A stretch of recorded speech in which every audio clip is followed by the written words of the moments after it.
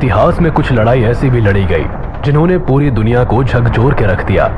और world war 1 ऐसी जंग थी जिसमें यूरोप समेत एशिया और अमेरिका ने भी भाग लिया। इस वॉर को लड़ने के पीछे कई कारण थे, लेकिन इसका सबसे बड़ा कारण एक गोली बनी।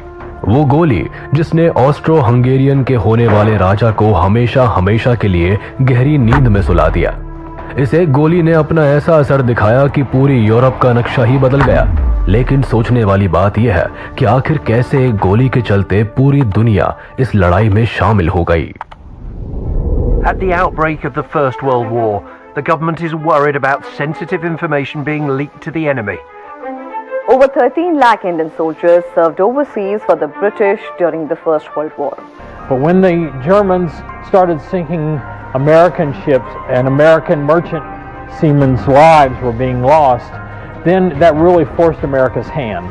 Over 9 million soldiers and an unknown number of civilians lost their lives. Empires crumbled, revolution engulfed Russia, and America rose to become a dominant world power.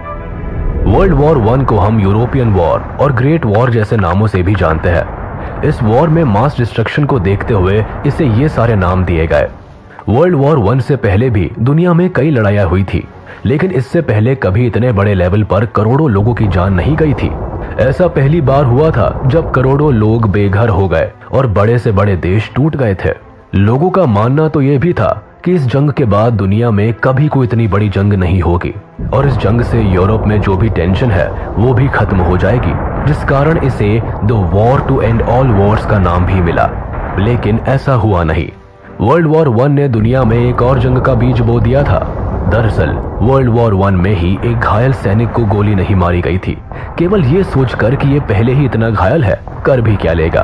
बेशक वो समय कुछ नहीं कर पाया, लेकिन आगे चलकर वही सैनिक द एडोल्फ हिटलर के नाम से जाना गया, जिसने वर्ल्ड वॉर 2 की शुरुआत की।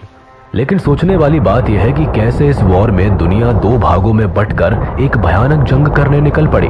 आखिर कैसे इस लड़ाई के चलते अमेरिका एक सुपर पावर बन गया और आखिर कैसे बड़े से बड़े एम्पायर इस जंग के अंत में बिखरने को मजबूर हो गए। सबसे पहले 1914 के मैप पर नजर डालते हैं, जहां एक तरफ आपको ऑस्ट्रिया हंगरी एम्पायर देखने को मिलेगा, जो एक समय पर इतना बड़ा था कि इसमें आज का Slovenia, Croatia, Bosnia and Herzegovina, Serbia, Romania, Ukraine, Slovakia, the चेक रिपब्लिक जैसे देश आते थे। यहाँ तक कि पोलैंड का कुछ हिस्सा और साथ ही साथ इटली का भी एक प्रोविंस 1918 से पहले इसी एम्पायर का पार्ट था। 1914 में ऑस्ट्रिया हंगरी एम्पायर का राजा, जिसका नाम एम्परर फ्रांस जोसेफ I था, उसने अपनी बढ़ती उम्र के कारण अपने भाई के बड़े बेटे आर्चड्यूक फ्रांस फर्डिनेंड को ऑस्ट्रिया हंगरी का होने वाला राजा घोषित कर दिया, जिसके बाद आर्चड्यूक ने अपने पूरे राज्य का कार्यभार संभालना शुरू कर दिया, जिसके लिए वो अपने देश में जगह जगह जाकर वहां का जायजा लेने लगा। इसी दौरान एक बार प्रिंस फ्रांस फर्डिनेंड और उनकी वाइफ सोफी को ऑस्ट्रिया हंगरी एम्पायर के साउथ में बसे बॉस्निया एंड हर्जेगोविना जाना पड़ा। बॉस्निया ऑस्ट्रिया हंगरी एम्पायर का पार्ट नहीं था, लेकिन बर्लिन की संधि के कारण ऑस्ट्रिया हंगरी एम्पायर को बॉस्निया के राजकाज को संभालने का हक मिला था। ऑस्ट्रिया हंगरी ने इस हक का फायदा उठाया और पूरे बॉस्निया एंड हर्जेगोविना को अक्टूबर 1908 में एनेक्स कर लिया। इस जबरदस्ती के राज से बॉस्निया के लोगों में काफी गुस्सा था। साथ ही ऑस्ट्रिया हंगरी एम्पायर के उत्तर में बसे सर्बिया कंट्री को भी बॉस्निया के एनेक्सेशन से एतराज था, क्योंकि बॉस्निया और सर्बिया दोनों ही राज्यों में स्लेविक लोग रहते थे। इसलिए बॉस्निया पर ऑस्ट्रिया हंगरी के कब्जे से सर्बिया खुश नहीं था। एनेक्सेशन के बाद से ही बॉस्निया में तरह तरह के रेवोल्यूशनरी ग्रुप्स बनने लगे थे। इन ग्रुप्स में से ही एक ग्रुप यंग बॉस्निया भी था। इस ग्रुप को ब्लैक हैंड के नाम से भी जाना जाता था, जो अपनी आजादी की डिमांड करते थे। अब जैसे ही इस ग्रुप को अंदाजा हुआ कि प्रिंस फ्रांस फर्डिनेंड बॉस्निया के दौरे पर आने वाले हैं, उन्होंने प्रिंस को जान से मारने का प्लान बना लिया। प्रिंस जब बॉस्निया गए तो रास्ते में उसी ब्लैक हैंड ग्रुप के 19 साल के मेंबर गैवरिलो प्रिंसिप ने प्रिंस फ्रांस फर्डिनेंड और उनकी वाइफ सोफी पर गोली चला दी। जून 28, 1914 को 11:15 पर बॉस्निया में ऑस्ट्रिया हंगरी के होने वाले राजा और उनकी वाइफ को सबके सामने मार दिया गया, वो भी एक 19 साल के लड़के के द्वारा, जिसका साथ सर्बिया ने दिया था। इसके बाद ऑस्ट्रिया हंगरी के chief of general staff Franz Graf Conrad von Hotzendorf और foreign minister Leopold Graf von Berchtold ने राजा को सजेस्ट किया कि इतना बड़ा हादसा होने के बाद हम आसानी से युद्ध में उतरकर खुलेआम सर्बिया पर कब्जा कर सकते हैं।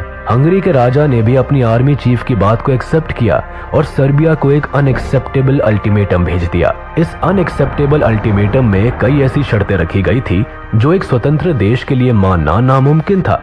इसमें पहली शर्त थी कि सर्बियन गवर्नमेंट दक्षिणी स्लेविक लोगों को यूनाइट करने के पॉलिटिकल कैंपेन से दूरी बना ले ताकि बॉस्निया ऑस्ट्रिया हंगरी का अधीन देश बनकर रह सके। चेतावनी में यह भी कहा गया था कि सर्बियन आर्मी एंटी ऑस्ट्रियन आंदोलनकारियों का साथ देना बंद कर दे और सर्बियन प्रेस और स्कूल बुक्स में ऑस्ट्रिया के खिलाफ एंटी ऑस्ट्रियन प्रचार करना छोड़ दे। इन सभी शर्तों में छठी शर्त कुछ यूं बनाई गई थी कि जिसे मानना सर्बिया के लिए बिल्कुल मुमकिन नहीं था। छठी शर्त में कहा गया था कि प्रिंस के हत्यारों के खिलाफ सीरियस इन्वेस्टिगेशंस चलाई जाए और इसमें ऑस्ट्रियन डेलीगेट्स को भी हिस्सा लेने का मौका मिल सके। साथ ही वोजिस्लाव टैनकोसिच और मिलान सिगानोविच जैसे सिविल सर्वेंट्स को अरेस्ट किया जाए जो हत्या की साजिश से जुड़े हुए थे। सर्बिया के सामने सबसे बड़ी चुनौती थी कि वो इस अल्टीमेटम का जवाब केवल 48 घंटों में दे। युद्ध की कोई चेतावनी नहीं दी गई थी, लेकिन ये साफ हो चुका था कि इस चेतावनी को ठुकराने का नतीजा डायरेक्ट वॉर हो सकती है, और हुआ भी कुछ ऐसा ही। 25 जुलाई को सर्बिया ने अपना रिप्लाई भेजा और सर्बिया के डिमांड्स ना मानने पर जुलाई 28, 1914 को ऑस्ट्रो हंगरी ने सर्बिया पर वॉर घोषित कर दिया। जब वॉर केवल दो देशों के बीच छिड़ा तो इसमें बाकी यूरोपियन और तो और एशियन कंट्रीज ने क्यों छलांग लगा दी। 1914 का समय वो दौर था जब सारे यूरोपियन कंट्रीज अपनी टेरिटरी को मजबूत कर रहे थे। सभी अपनी मिलिट्री को स्ट्रॉन्ग बनाने में लगे थे। देशों ने युद्ध के लिए पहले से ही तैयारी कर रखी थी, जिसके कारण सभी देशों ने एक दूसरे के साथ अलायंस बनाना शुरू कर दिया था। 1914 तक सभी देशों ने आपस में अलायंस की हुई थी, जिसमें दो अलायंस सबसे अहम थी। पहली ट्रिपल अलायंस जो कि जर्मनी, ऑस्ट्रो हंगरी और इटली के बीच हुई थी। इसके अकॉर्डिंग अगर इन तीनों देशों में से किसी के ऊपर भी कोई और देश हमला करता है तो ये आपस में मिलकर उसके खिलाफ लड़ेंगे। दूसरी संधि थी ट्रिपल एंटेंटे। इस अलायंस में रशिया, यूके और फ्रांस शामिल थे। जब वॉर शुरू हुआ तो ऑस्ट्रो हंगरी ने अपनी अलायंस का हवाला देते हुए जर्मनी और इटली का दरवाजा खटखटाया। जर्मनी और ऑस्ट्रिया हंगरी के अच्छे रिलेशंस थे, लेकिन इटली ने जंग में पार्टिसिपेट करने से मना कर दिया। उसने कहा कि अलायंसेस के शर्तों के अनुसार जब तीनों में से किसी एक कंट्री पर कोई दूसरा देश हमला करेगा तो उन्हें एकजुट होकर युद्ध करना है, न कि खुद दूसरे देश पर हमला करने की कोशिश करनी है। दरअसल इटली के इस क्लियर डिनायल के पीछे एक और कारण था। 1911 में हुए इटालो टर्किश वॉर में इटली ने अपने इन दोनों अलायंस से मदद मांगी थी। दोनों देशों ने उस वक्त सीधे यही कहते मना कर दिया था कि इटली के पर्सनल इंटरेस्ट के वॉर में नहीं, बल्कि अगर कोई इटली पर हमला करे तब हम साथ देंगे। दूसरी ओर सर्बिया पर जब मुसीबत आई तो उन्होंने रशिया से मदद मांगी, लेकिन इसके पहले ही ऑस्ट्रो हंगेरियन और रशिया के बीच ये डील हो चुकी थी कि वो सर्बिया इन्वेजन में एक दूसरे के आड़े नहीं आएंगे। लेकिन तभी रशिया में स्लेविक लोगों ने आंदोलन शुरू कर दिया और अपने सम्राट से मांग किया कि साउथ सर्बिया को इन्वेजन से बचाना पड़ेगा क्योंकि वहां हमारे लोग रहते हैं। इसके बाद रशिया को मजबूरन इस युद्ध में उतरना पड़ा। रशिया का जंग में शामिल होने का एक और राजनीतिक कारण था। दरअसल ओटोमान एम्पायर ऑलरेडी ब्लैक सी पर डोमिनेट कर रहा था। ऐसे में सर्बिया के एनेक्सेशन के बाद ओटोमान एम्पायर पूरी तरह से ब्लैक सी पर कब्जा कर लेता। वहीं दूसरी ओर रशिया का सारा एक्सपोर्ट ट्रांसपोर्ट सर्बिया स्ट्रेट के रास्ते ब्लैक सी से होता था। ऐसे में रशिया का युद्ध में उतरना इकोनॉमिकल पर्सपेक्टिव से भी जरूरी हो गया। इसीलिए जब जंग में रशिया शामिल हुआ तो ट्रिपल एंटेंटे के तहत उसने यूके और फ्रांस से मदद मांगी। लेकिन यूके का मानना था कि ये वॉर रशिया की है और ये उसे खुद ही लड़नी चाहिए। वो खुद युद्ध में पार्टिसिपेट नहीं करना चाहता था। वहीं फ्रांस ने भी चुप्पी साध रखी थी। फ्रांस के नॉन क्लियर जवाब से जर्मनी काफी टेंशन में था, क्योंकि अगर फ्रांस इस जंग में पार्टिसिपेट करता तो जर्मनी दोनों ओर से घिर जाता, जिससे उसके लिए जंग जीतना नामुमकिन हो जाता। इसलिए स्क्लीफन प्लान के हिसाब से जर्मनी ने फ्रांस पर हमला बोल दिया। मैप के हिसाब से देखें तो जर्मन एम्पायर रशिया और फ्रांस के बीच आता था। चूंकि रशिया एक बड़ा और ताकतवर देश था, इसीलिए इस प्लान के तहत जर्मन आर्मी को सबसे पहले फ्रांस पर हमला करना था ताकि उसे जीत लिया जाए। फिर जर्मनी अपनी पूरी मिलिट्री को मिलाकर रशिया पर धावा बोलकर उसे भी जीत लेगा और इस तरह जर्मनी यूरोप के एक बड़े भाग पर अपना कब्जा जमा लेगा। फ्रांस ने अपने और जर्मनी के बॉर्डर पर पहले से ही काफी हैवी मिलिट्री लगा रखी थी। उन्होंने फ्रांस पर हमला बोलने के लिए बेल्जियम के रास्ते को अपनाया। ऐसे में बेल्जियम जर्मनी को उनके देश में घुसने की इजाजत नहीं देता, जिससे जर्मनी बेल्जियम पर हमला कर देता है। यूके और बेल्जियम के बीच सालों पहले लंदन की संधि साइन हुई थी, जिसके अकॉर्डिंग अगर कभी भी कोई बेल्जियम पर हमला करेगा तो यूके उसकी मदद करेगा। तो बस एक तरफ यूके बेल्जियम के सपोर्ट में वॉर में शामिल हो गया और दूसरी तरफ जब रशिया ने देखा कि जर्मनी फ्रांस पर अटैक करने के लिए बेल्जियम को इन्वेड कर रहा है, तो दूसरी तरफ से रशिया ने जर्मनी पर अटैक कर दिया और इस तरह यूरोप का एक बड़ा हिस्सा युद्ध में उतर पड़ा। वर्ल्ड वॉर 1 में दो ग्रुप्स आपस में लड़ रहे थे, जिसमें एक तरफ जर्मनी, ऑस्ट्रिया हंगरी और ओटोमन एम्पायर थे, तो दूसरी ओर यूके, फ्रांस, इटली, रशिया और सर्बिया थे। इस वॉर में बाद में अमेरिका और जापान भी शामिल हुए। उस समय यूके दुनिया में लगभग 25% जगह को अकेले अपने कब्जे में लेकर बैठा था, जिस कारण यूके और जर्मनी की टेरिटरीज और कॉलोनीज ने भी इस वॉर में पार्टिसिपेट किया, जिसमें New Zealand, South Africa, Rhodesia, Romania, Greece, Belgium, Canada, Serbia, Portugal, Montenegro और पोलैंड जैसे देश शामिल थे। इंडिया ने भी इस वॉर में पार्टिसिपेट किया था, क्योंकि उस समय इंडिया पर यूके का राज था, जिस कारण यूके ने अपने सोल्जर से भी ज्यादा इंडियन सोल्जर्स को वॉर में भेजा। वॉर के दौरान जर्मनी ने अपने सभी सबमरीन्स को पानी में उतार दिया था, जो यूके की नौसेना को उड़ाने का काम करने लगी। लेकिन गलती से जर्मनी ने यूके की एक ऐसी नेवल शिप को टारगेट कर दिया जिसमें अमेरिका के 128 पैसेंजर्स यूके से अमेरिका जा रहे थे और अटैक के कारण वो सभी मारे गए। जर्मनी ने अमेरिका से इस बात के लिए माफी भी मांगी थी, लेकिन उसका कोई फायदा नहीं हुआ और इसके बाद अब वॉर में अमेरिका भी शामिल था। पहले तो जर्मनी काफी स्ट्रांग देखा गया, फ्रांस में तो ये पेरिस तक पहुंच भी गए थे, लेकिन यूके और अमेरिकी सैनिकों ने वहां जर्मनी की आर्मी को खदेड़ दिया। रशिया में वर्ल्ड वॉर 1 के आखिरी कुछ दिनों में काफी क्रांति होनी शुरू हो गई। रशिया में उसी दौरान अक्टूबर रेवोल्यूशन भी देखा गया था, जहां लेनिन ने रशिया की सत्ता को अपने हाथ में ले लिया और वॉर से बैकआउट कर लिया। इस बैकआउट के लिए लेनिन ने जर्मनी के साथ एक ट्रीटी भी साइन की थी, जिसके बाद रशिया ने वॉर से एग्जिट कर लिया। वहीं जर्मनी की भी वॉर के एंड तक काफी हालत खराब हो गई थी। जर्मनी के लोग अपने ही देश में एक दूसरे के खिलाफ लड़ने लगे थे, जिसके कारण जर्मनी काफी कमजोर होता चला गया और आखिरी में जर्मनी ने आत्मसमर्पण कर दिया। जर्मनी ने 11 नवंबर 1918 को अपने हथियार डाल दिए और वर्ल्ड वॉर 1 का अंत हुआ। 28 जुलाई 1914 से लेकर 11 नवंबर 1918 के बीच वर्ल्ड वॉर 1 लड़ी गई। 4 साल की लगातार लड़ाई ने कई देशों को खत्म कर दिया। वॉर के बाद हर तरफ लोगों की नजरों में एक खौफ देखने को मिला। हर तरफ केवल तबाही और धूल ही धूल थी। इस वॉर में कोई जीता, कोई हारा, लेकिन अपनों को दोनों तरफ के लोगों ने खो दिया था। यहाँ एक बात समझना जरूरी है कि सिर्फ अलायंस ही वर्ल्ड वॉर 1 का कारण नहीं था, बल्कि इस वक्त यूरोप में नेशनलिज्म, इंपीरियलिज्म और मिलिटरिज्म भी अपने चरम पर थे।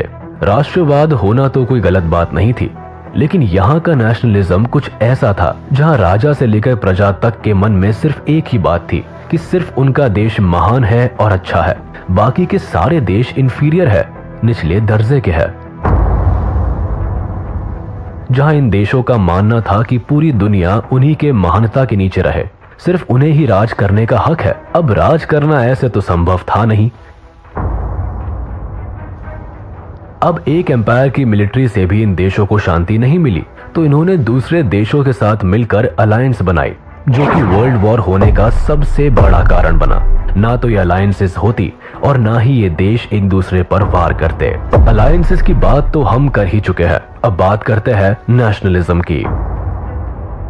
नेशनलिज्म 1914 के समय में वॉर का एक बड़ा कारण था। वो ऐसे कि सभी देश सिविलियंस के मन में न्यूज़पेपर के जरिए ज्यादा से ज्यादा देश प्रेम जगाने की कोशिश कर रहे थे, जिससे लोग नेशनलिज्म की भावना से मिलिट्री ज्वाइन करे और वॉर में पार्टिसिपेट करे। उस समय नेशनलिज्म को इतना ज्यादा सपोर्ट किया जाने लगा कि घर घर से लोग आर्मी में भर्ती होने के लिए मोटिवेट होने लगे। नेशनलिज्म के कारण ही यूरोप के सारे देश वर्ल्ड वॉर 1 में अपने देश को पावरफुल दिखाने के लिए पार्टिसिपेट करते गए और वॉर और ज्यादा इंक्रीज होती गई। इंपीरियलिज्म का मतलब होता है अपने देश को और अपने देश की टेरिटरी को बड़ा करना। जिसके लिए 1914 के समय में पूरे यूरोप में अपने अपने देश को पावरफुल दिखाने के लिए सभी देश जगह जगह एनेक्सेशन करने लगे थे, जिससे जो हिस्सा कमजोर दिखता वो उसे अपने देश में शामिल करने के लिए उस पर कब्जा कर लेता।